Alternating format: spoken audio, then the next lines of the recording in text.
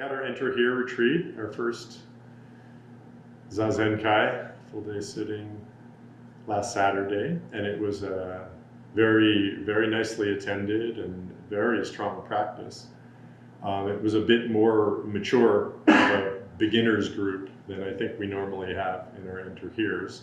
Oftentimes we have, quite a few rank beginners, and I don't think there were any rank beginners there with the meditation practice. So it was a bit more, but it was our kind of Enter Here program, and well attended, very good spirit, very nice way to start off the year. So now I'm kind of moved in this talk to go, okay, after Enter Here, then what? So I'm drawn to look at our practice from a little bit of a height in this talk.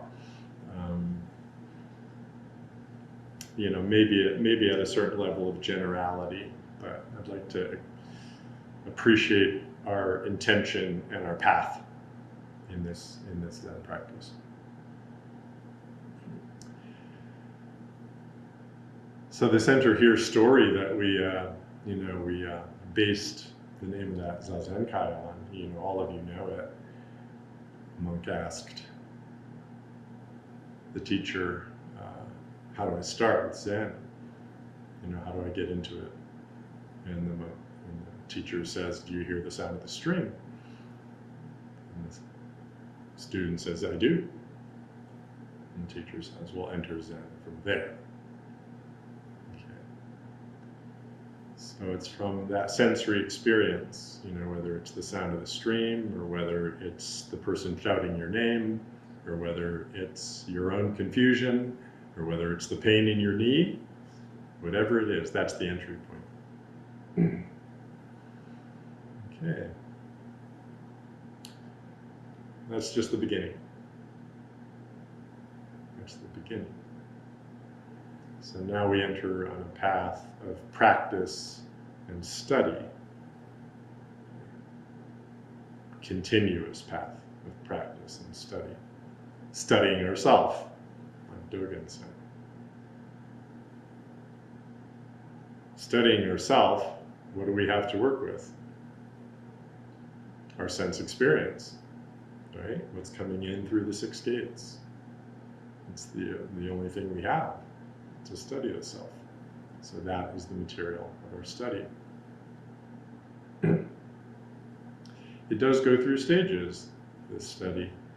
So most of you have probably heard the teaching, I'm forgetting the actual name of the teacher, but he said, before I started my Zen practice, mountains were mountains and rivers were rivers.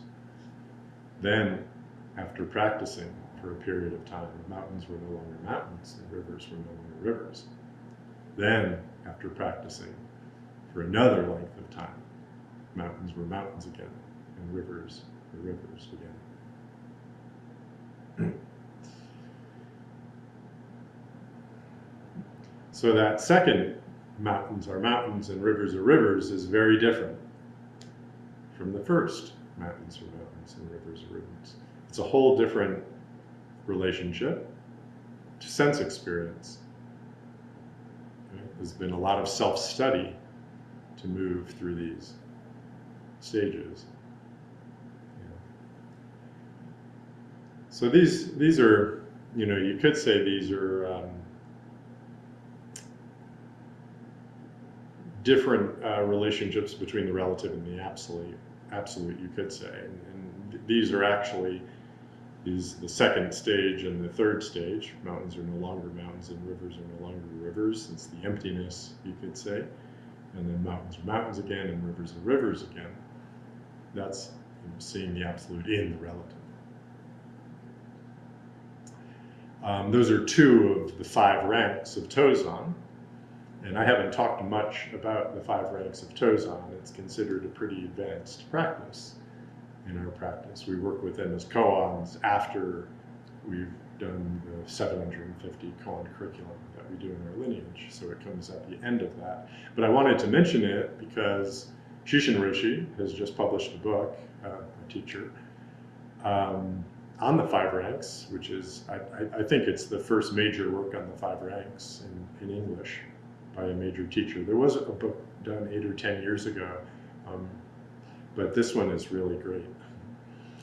And it was just recently published, and he's giving a talk actually at the Boulder Bookstore on January 23rd, which is next Wednesday. So if you can make it, I encourage you to go and hear him talk on the five ranks.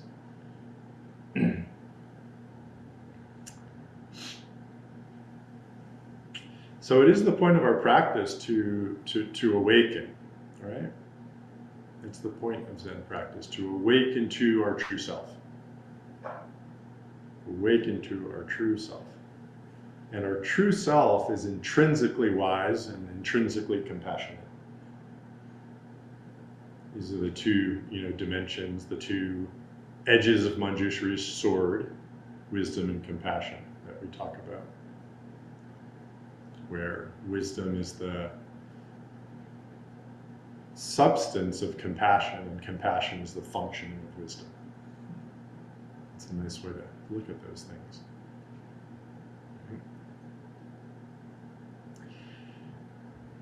We have this intrinsic wisdom, and from this intrinsic wisdom, we are called to act compassionately, naturally, from this intrinsic wisdom.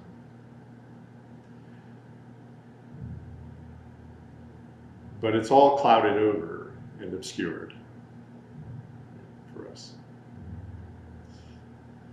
I think what draws all of us to practice is some deep knowing that these things are inherent, intrinsic to us, but that there's something getting in the way of it. We feel that, right? The Dharma tells us that that's true, but also I suspect that everybody in this room resonated with that Dharma when they first heard it.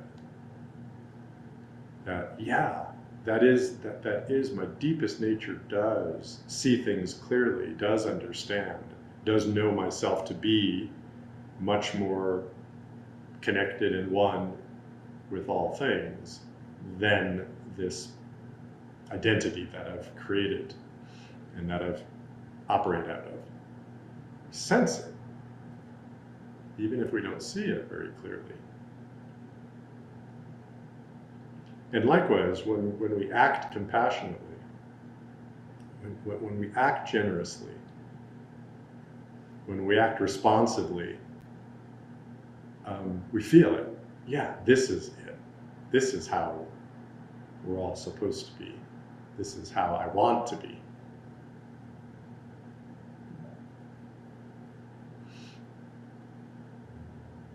So it's that knowingness, and then it's that real feeling, which it can feel so, sad almost. There can almost be grief involved with experiencing what is getting in the way of that within ourselves. What's holding that back, obscuring it, obstructing it.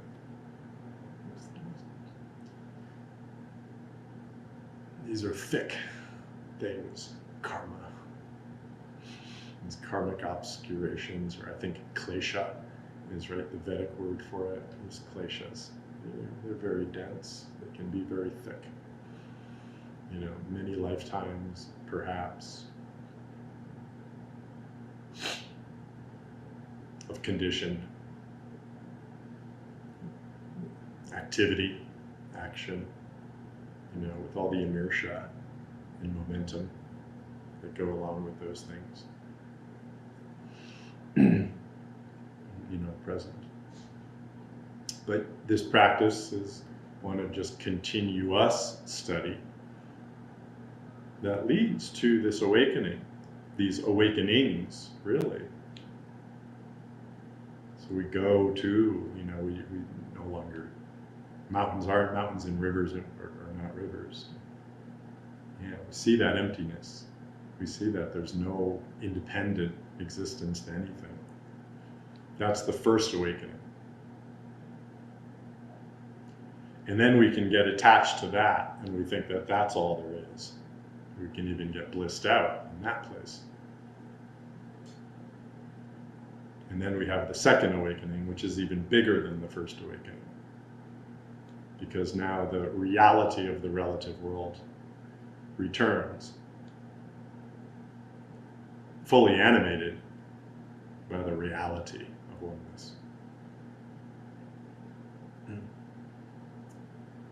So there really is this kind of vector to our practice. It's to have this awakening. And it can be sudden awakening, kensho and satori, and it can be gradual. It's both, actually. It's always both.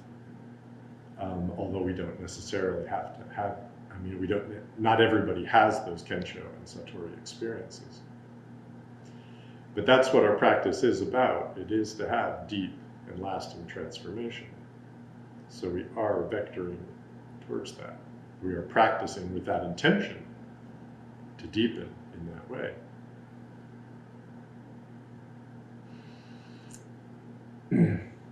It's a complete transformation. It's a complete turning inside out of our being, of our consciousness, you could say. But it doesn't necessarily look different. Certainly not from the outside. One sort of metaphor is it's almost like a glove turned inside out. It still has the shape of a hand, but it's the inside is outside and the outside is inside.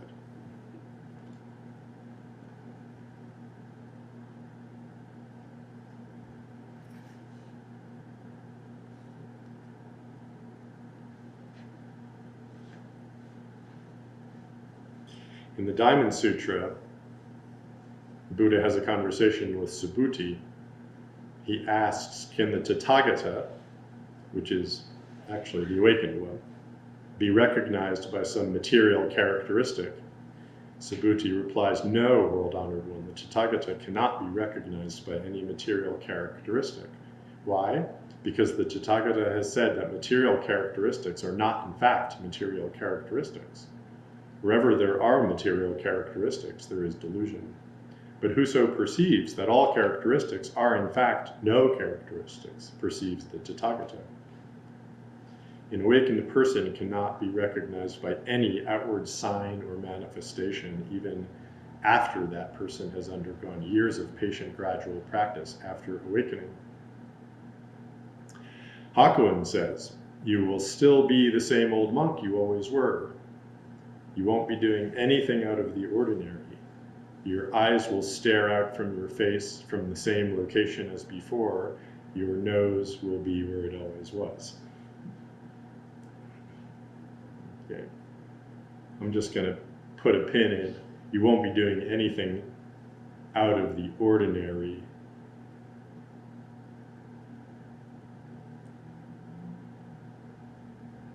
And I'll say that, well, maybe right now we're doing a lot of things out of the ordinary. So we will do more and more ordinary. That's what we do. Hakuin says that awakening is something wonderful.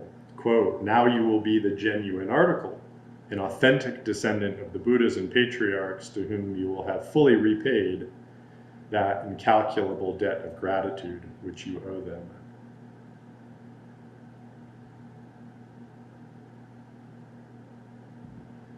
Yeah, so just to take a moment and appreciate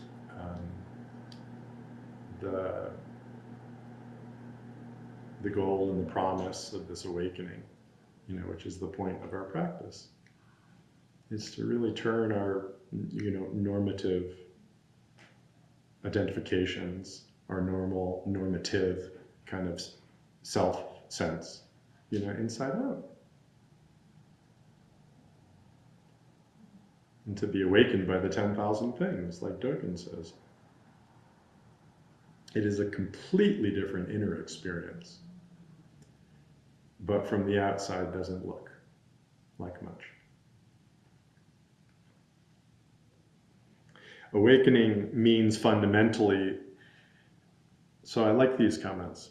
Awakening means fundamentally that we can now work in a way that beforehand was very difficult. Yeah. So, to the extent that you've been practicing, you've probably come to see this. That things get easier, things get more in flow, things get more aligned. You have a bigger context for your life and what you're doing. So it's no longer you fighting, you alone fighting against the world, striving with the world, seeking to achieve and relate and connect and attain. No, you're a finger of the hand, together, because in alignment with that objective.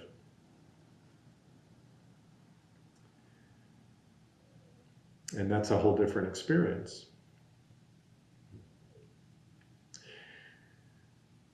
So we can now work in a way that beforehand was very difficult. Nevertheless, the work has to be done.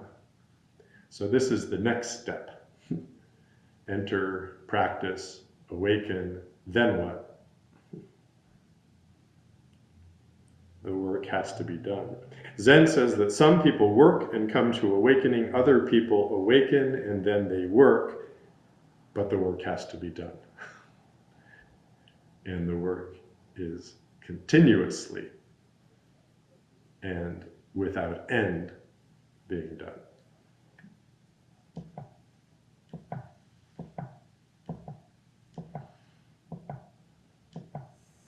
Okay, so wherever you are, maybe there's some level of the Oxfording pictures, right? You find yourself kind of with a locus and a focus in one of those stages, which happens. That's kind of how it happens. We might be there for a week or a month or a year. Of course, they're all connected and we're moving through them all at the same time, but still in terms of our life, we do move through it progressively. There is that progressive dimension. But all along, regardless of where you are, it's the work being done. It is continuous practice. And the self-study turns into service. The self-study turns into service. That's the wisdom functioning as compassion. See yourself, realize yourself as the 10,000 things, and that manifests as service, naturally. I'm kind of equating compassion and service here. Compassion, action, service.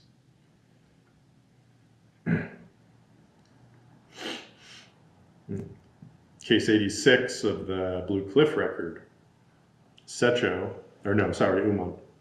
Uman speaks. Let's see. Oh, I actually wanted to say this. This is from Rinzai Gigen, talking about the light of lights.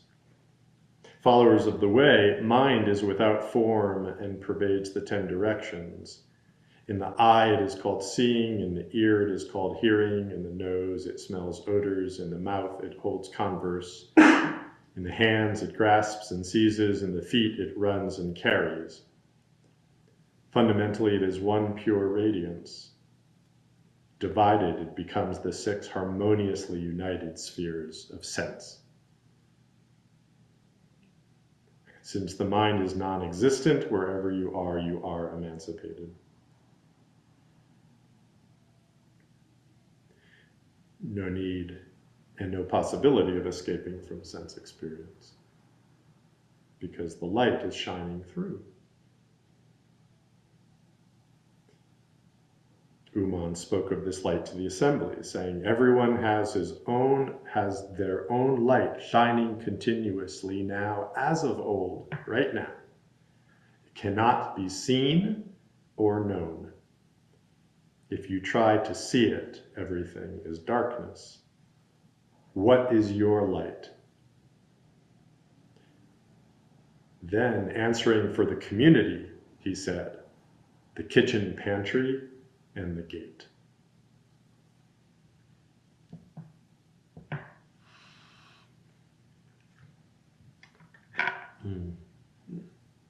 This is so Zen. I love it.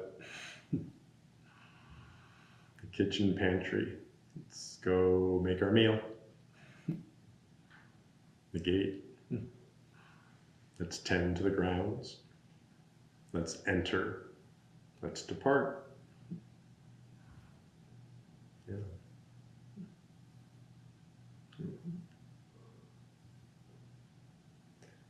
Enter here, practice, study, awaken, shine the light, serve, love,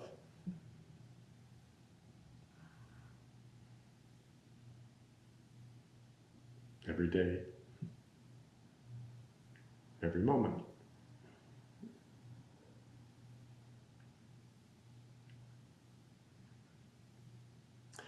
It's so wonderful to practice this practice together. It's essential to practice this practice together. I've been really drawn to our dedications, to our services, and I was almost did this talk on our service dedications, but I decided I'm going to do that next month when we do our service, and then I think if things go this way, I'll give my talk on the service dedications. But we end most of our dedications, may we realize the Buddha way together. May we realize the Buddha way together. So, may we realize the Buddha way together.